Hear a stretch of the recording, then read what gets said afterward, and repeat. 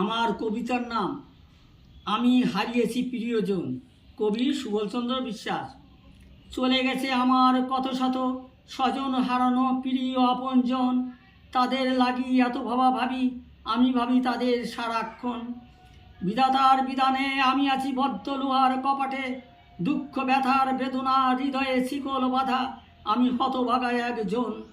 এই বিশ্ব ব্রহ্মাণ্ডে কত কিছু আছে, তার মাঝে এই পৃথিবী ঘুরপাক খায়। আমি বসে আছি তার কোলে, তাকে দুহাত দিয়ে ধরে।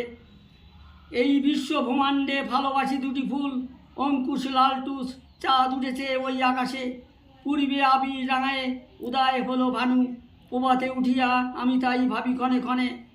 সূর্যের এই রোদ্দুর রূপ রশ্মি ছুড়ে যায় লক্ষ কোটি দেশে। আমি করি কর্মযোগ্য সাধন, এই দুঃখ ব্যথার লোহার কপাট শিকল আমি করি ছেদন। আমি ভেঙে চলে যাই দুভাগ করে, আমি হারিয়ে যাওয়াকে নিয়ে আবার আসিব ফিরে। আমার চির সুখ শান্তির আকাঙ্ক্ষিত, তারা আমায় দেয় যে সারা। আমার অচ্ছু ঝরা সিক্ত চোখে আমি পুজিব আজ আমার দেবদেবীকে। হে ভগবান লহ মোর প্রণাম, জনমে জনমে পাই যেন প্রভু তোমার চরণ।